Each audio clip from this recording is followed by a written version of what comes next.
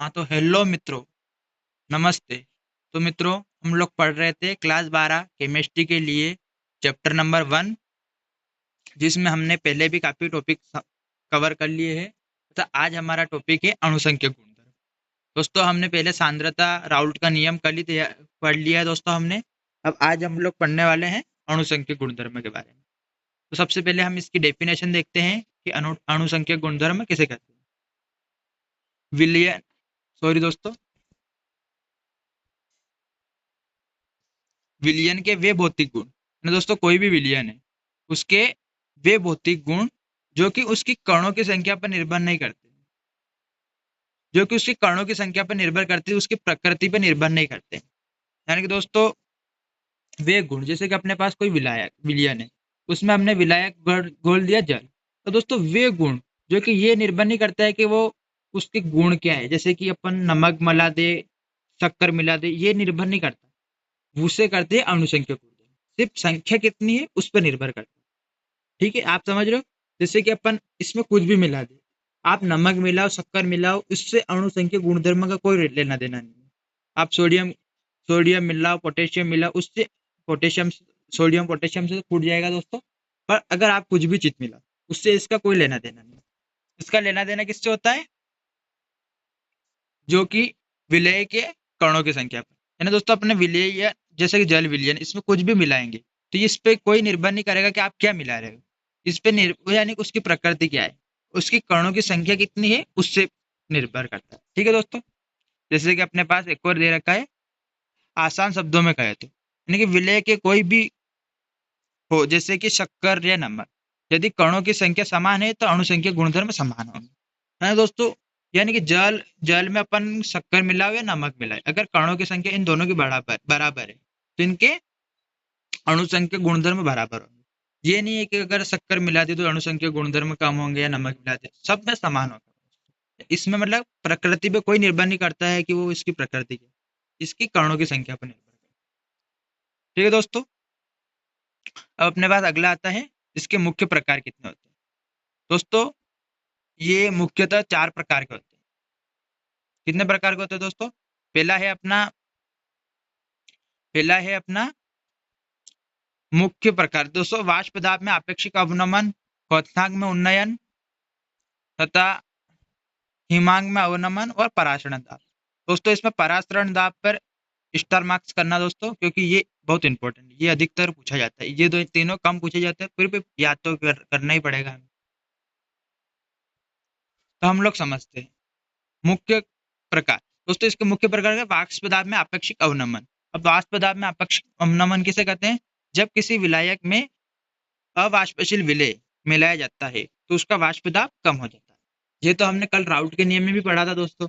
जैसे कि मैं आपको बताता हूँ, जैसे आप अवाष्पशील कोई वाष्पशील विलयन है दोस्तों, ठीक है। इसमें अगर आप अवाष्पशील पदार्थ मिलाओगे तो इसकी वाष्प दाब जो होगा वो घट जाएगा। समझ रहे हो। जैसे कि आप ये ले लो जल, अब इसमें आपने मिला दिया नमक। दोस्तों, अब आप ये नमक जो होता है ये अवाष्पशील पदार्थ है दोस्तों। जल में नमक मिलाने से इसकी वाष्प दाब की जो प्रकृति होगी वो घट जाएगी दोस्तों। अगर आपने इसमें पत्थर मिला दिए तो पत्थर क्या होते हैं? अवाष्पशील होते हैं। जैसे मैं एग्जांपल दे रहा हूँ आपको, तो इससे की जो वाष्प दाब की क्षमता होगी वो घट जाएगी दोस्तों। ठीक है। अब मैंने आपको कल बताया था कि जब एक पदार्थ अवाष्पशील हो तो उसका वाष्प दाब कितना माना जाता है? 0, शून्य माना जाता है। इसी से ये निकल के आया दोस्तों अपने पास। दोस्तों, ये पी नॉट बी भी कर सकते हो आप यहाँ पर। जैसे कि मैंने आपको कल लिखाया था फॉर्मूला। दोस्तों, अपनी कुल संख्या कितनी आएगी? पी बराबर पी नॉट ए एक्स ए आएगी। ठीक है दोस्तों, क्योंकि अपने एक्स भी तो घट ही गया है। इसी प्रकार से होगा दोस्तों।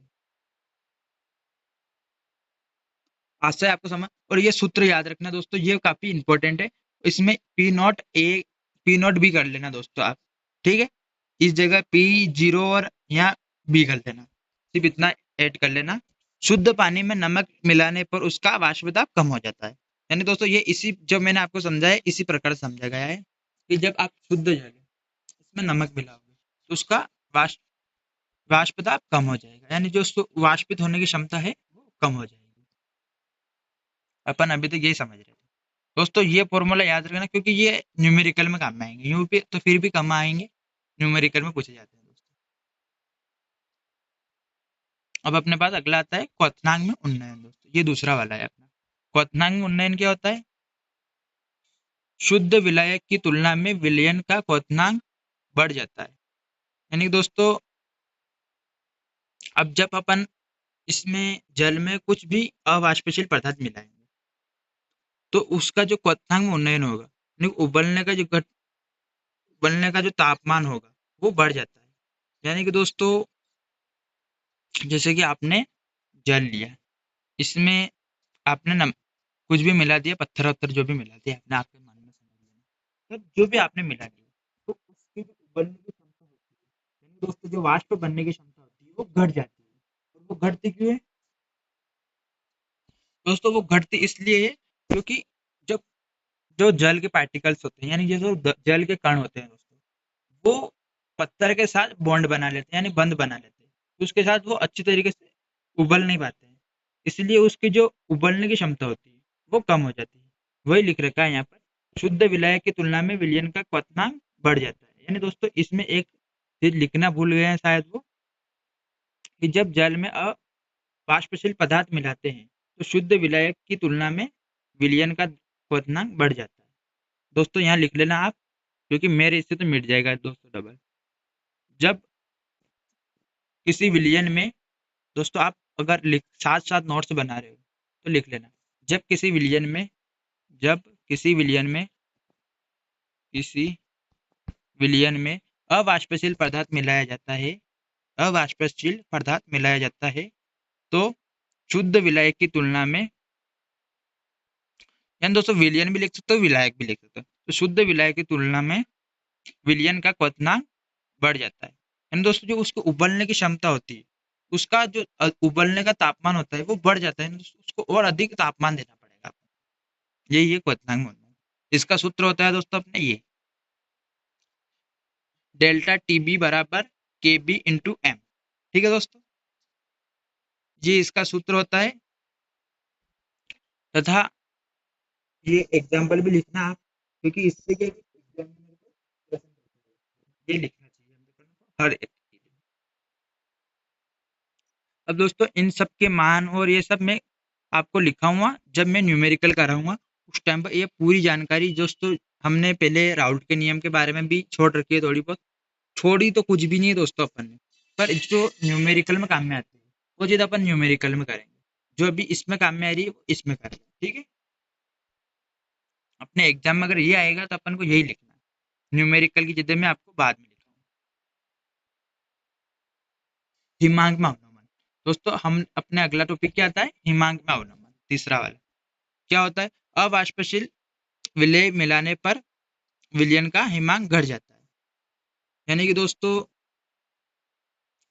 किसी भी चीज में अगर आप अवाष्पशील पदार्थ मिला दोगे तो उसके जो हिमांक होता है वो घट जाता है दोस्तों। जैसे कि एक इसमें लिख रखा है, ठंडे देशों में सड़कों पर बर्फ पिघलाने के लिए नमक मिलाया जाता है। यानी कि दोस्तों, आप किसी भी जल है, जैसे कि कोई भी जल है या कुछ भी है, तब आप उसमें अवाष्पशील पदार्थ मिला दोगे तो वो जो जमने की क्षमता होती है ना उसकी, वो थोड़ी बहुत कम हो जाती है। नमक छिड़का जाता है, यानी कि दोस्तों वो पिघलने लगता है उसके बाद। जैसे कि ये उदाहरण दे ही रखा है कि ठंडे देशों में सड़कों पर बर्फ पिघलाने के लिए नमक छिड़का जाता है। यानी दोस्तों जो नमक होता है ये जल को पिघला देगा इसीलिए। ठीक है दोस्तों, जमने यानी कि जमने का तापमान घट जाएगा। यानी कि दोस्तों कोई चीज अधिक तापमान पे, मतलब कम तापमान पे जम रही थी तो वो और अधिक कम तापमान पे जमेगी, यानी कि उसको और ठंडक की आवश्यकता होगी, उसे कहते हैं हिमांक। अब अपने पास आता है अगला परासरण दाब। तो अपन देखेंगे परासरण दाब क्या होता है। परासरण वह दाब, दोस्तों आप शुरुआत में लिख देना वह दाब जो परासरण क्रिया को रोक देने के लिए विलयन पर लगाए जाने वाला आवश्यक बाह्य दाब। दोस्तों ये भी सही है। पराशरण क्रिया को रोकने के लिए विलयन पर लगाया जाने वाला बाह्य दाब। दोस्तों पराशरण क्रिया क्या होती है? मुख्य रूप से तो दोस्तों ये आता है कि पराशरण क्रिया क्रिया क्या होती है। दोस्तों मैं आपको समझाता हूँ। जैसे कि अपने पास एक ये बर्तन है, इसमें अपन ने रख दिया क्या, किशमिश। किशमिश यानी दाग, समझते हो दोस्तों किशमिश? वो रख दिया अगर अपन ने, तब वो हम सुबह तक देखते हैं कि वो फूल जाती है। तो वो फूलती क्यों? क्योंकि उसके अंदर की जो क्षमता होती है वो, समझ रहे हो? जैसे कि आप दूसरा एग्जांपल ले लो। जैसे कि मैं आपको समझा रहा था कि अपने पास, रुको 2 मिनट। जैसे कि अपने पास कोई दाग वाग कुछ भी है, जैसे कि आप एक ये दाग ही ले लो या कुछ भी ले लो, तो इसके अंदर से एक बाह्य बाहर की ओर एक दाब लगता है दोस्तों। यानी दोस्तों जैसे ही सुबह तक देखते हैं तो अपन दाग फूल जाती है, वो यूं ही नहीं फूलती, उसके एक विपक्ष में एक दाब भी लगता है जो कि उसको फूलने से रोकता है। ठीक है दोस्तों, तो उसको ही पराशरण दाब कहते हैं, यानी कि वह दाब जो पराशरण है। एंड दोस्तों ये फूल जाएगा तो इसको क्या कहते हैं? पराशरण कहते हैं। तो अब इसको जो रोकने के लिए जो दाब लगाया जाता है उसको दोस्तों, जो ये दाब होता है, जो दाग होती है, ये कुछ भी बढ़ती चीज मान लो, तो इसके ऊपर जो ये सतह होगी ना, इसको कहते हैं अर्ध पारगम्य झिल्ली दोस्तों। इसको क्या कहते हैं? अर्ध पारगम्य झिल्ली। दोस्तों वो आगे का जो होगा, वो जो अपने न्यूमेरिकल में काम में आएगा, वो अपन न्यूमेरिकल में ही पढ़ेंगे। जैसे कि सी का मान, आर का मान, टी का मान, जो भी है ये सब अपन कहाँ पढ़ेंगे? न्यूमेरिकल में दोस्तों। और एक और महत्वपूर्ण चीज देखिए, ये चारों गुण केवल कणों की संख्या पर निर्भर करते हैं, विलय की प्रकृति पर नहीं। नहीं दोस्तों, विलय किस प्रकृति का ये तो हमने पहले भी पढ़ लिया है, कोई नहीं। तो दोस्तों अगर आपको इसकी पीडीएफ चाहिए, या मैं जो इस जिससे पढ़ा रहा हूँ इसका जो फोटो चाहिए आपको, तो आप कमेंट करना वीडियो के नीचे, मैं आपको दे सकता हूँ पूरा का पूरा।